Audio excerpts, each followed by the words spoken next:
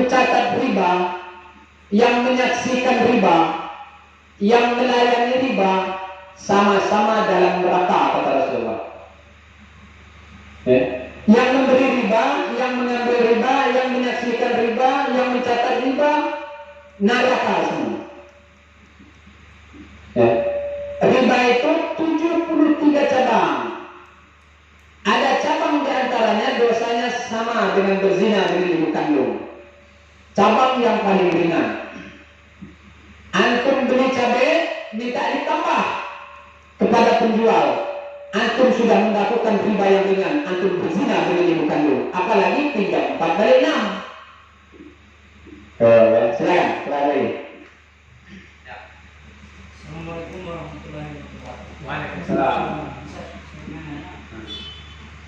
Ya, kan azab itu ditimpakan bukan saja kepada orang beriman.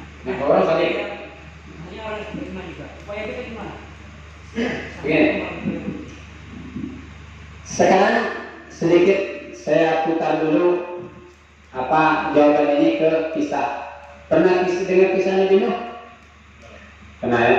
Kisah Nabi Nuh itu diabadikan di Quran. Nah, kita lihat betapa Allah turunkan azab kepada orang-orang yang membangkang, betul? Nabinya kena enggak? Enggak kan? Terus ada nabi yang kena? Yang lebih dulu kena azab ada? Kena jangan azab lah, peringatan Allah. Karena nabi dia. Ada? Hah? Ada? Apa? Nah, betul. Ini jawab. Ada nabi yang turun sebelum Allah turunkan azab, peringatkan dulu nabinya. Nabi Yunus ketika dia berdakwah, umatnya membangkang semua, dia putus asa, dia pergi tidak mau dakwah lagi. Allah hukum dia dengan dimasukkan dalam perut ikan Nun. Itu bagi orang putus asa untuk dakwah. Nah, kalau dakwah sudah disampaikan, kemudian dia umat masih terus membangkang, maka Allah turunkan azab tidak terkena. Insya Allah yang mendakwakan tadi. Jadi salah satu meredam azab adalah dakwah. Nah, yang dimaksud ayat wattaqu fitnatul la tusibanna alladziina zalamu minkum khasyatan ini adalah orang yang menyaksikan kebatilan di tengah-tengahnya, menyaksikan kemungkaran di tengah-tengahnya, kemudian dia tidak berbuat seperti sekarang terjadi di negeri kita. Maaf ya, di negeri kita ini apa sih yang nggak legal? Riba legal. Ulamanya diam. Yang ada di titik-titik bukan naik mungkar, adanya amar ma'ruf, menyampaikan kebenaran, tapi tidak mencegah kemungkaran. Nah, apa? Allah hukum negeri kita. Kan gitu. Nah, jadi maksudnya orang yang alim saja kena. Saya tanya, yang mati kena COVID, ada orang beriman nggak? Ada. Betul? Terus di Aceh, ada ulama yang nggak yang kena waktu tsunami? Ada. Kenapa? Waktu itu kemungkaran ada, ulamanya diam, kena. Kenapa Allah kenakan? Kenapa? Allah tebus kesalahan mereka karena tidak mau dakwah, tapi nanti Allah maafkan di akhirat karena mereka ibadah. Lihat hadisnya, ayatnya. Apa? Ma asobatkum musibah fabima kasabat aydikum wa ya'fullahu katsir. Tidak menimpa kalian musibah melainkan sebab tangan kalian itu sendiri, dan sudah banyak yang Allah maafkan dari kesalahan kalian. Tuh lihatin, Allah turunkan bencana bagi orang beriman adalah ujian, musibah kalau dia ada kesalahan, dia menebus kesalahannya dan Allah maafkan, sudah banyak yang Allah maafkan. Kalau orang yang tidak beriman membangkang semata-mata azab dari dunia sampai akhirat. Oh. Ya, silakan, kalau ada lagi. Semua gadai itu riba atau haram. Padahal Rasulullah pernah menggadaikan baju besi. Berarti kalau Rasulullah pernah menggadaikan baju besi, berarti ada gadai yang tidak haram, tidak riba. Tapi masalahnya, gadai apa yang tidak riba? Lihat, perhatikan.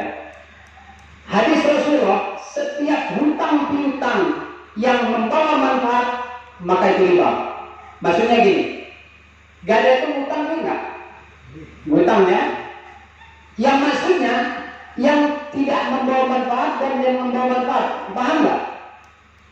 Paham? Contoh, antum butuh duit 1 juta, utang sama saya untuk jaminnya antum berikan motor. Motor saya pakai, manfaat nggak? Manfaat kan? Itu haram, riba. Nah, Rasul menggadaikan baju besi itu hanya untuk jaminan, tidak dipakai oleh si peminjam atau penghutang, maksudnya pemberi hutang. Rasul menggadaikan baju besinya tapi tidak dipakai karena tidak boleh dimanfaatkan. Kalau dimanfaatkan haram hukumnya. Hanya jaminan saja supaya tepat waktu dan bisa mengembalikan secepatnya karena barangnya dipegang oleh pihak yang menghutang, ya. Apalagi kebun, pinjam uang 5 juta, pegang kebun karet saya selama belum dikembalikan uang, karet di deres atau dipotong, nah itu neraka bulat. Jangan dihisap, ya, silakan. Terus kalau saya tadi pakai dengan waktu dan tidak ditepati, jadi hak milik itu. Tergantung akad. Satu, tergantung akad. Kedua, seimbang nggak? Mesti. Sebab sesuatu itu kata Rasulullah, kalau saling zalimi tidak boleh, haram tetap betul haram. Contoh, nah ya, motor seharga 3 juta. Orang itu pinjam uang 1 juta. Janjinya 1 bulan, tidak dipakai. Terus ditekan nih. Pokoknya kalau nggak 1 bulan motor itu saya, wah itu boleh. Kira-kira zalim. Kecuali kalau motor kalau 1 bulan kamu tidak mengembalikan, saya tambah duit kamu sesuai dengan harga motor. Boleh.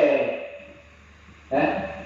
Tergantung akad dan saling menzalimi. Hadisnya jelas, tidak menzalimi. Makanya tidak dikenal sama Rasulullah jual beli pakai duit, pakai kertas.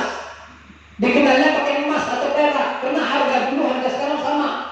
Yang boleh kita transaksi itu satu, emas dengan perak atau garam atau gandum atau kurma. Beli sesuatu itu harus pakai itu. Artinya barang yang manfaat. Pakai kertas? Maaf Pak.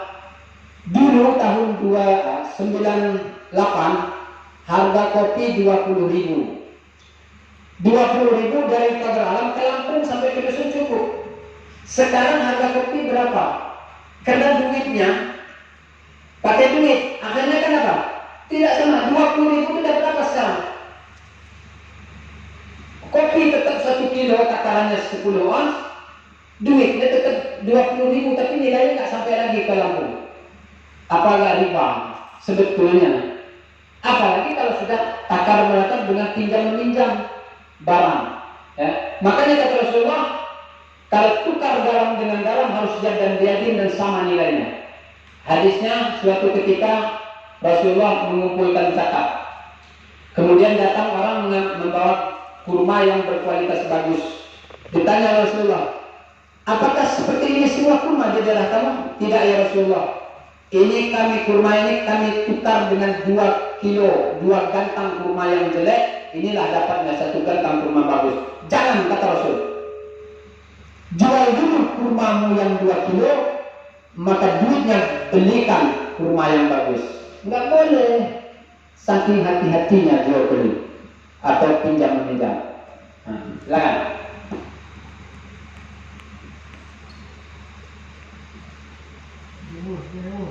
Cukup? Kalau cukup, kita tutup taklim ini dengan doa kafaratul majlis. Subhanakallahumma wa bihamdik, asyhadu an la ilaha illa anta, astaghfiruka wa atubu ilaik. Assalamualaikum warahmatullahi wabarakatuh.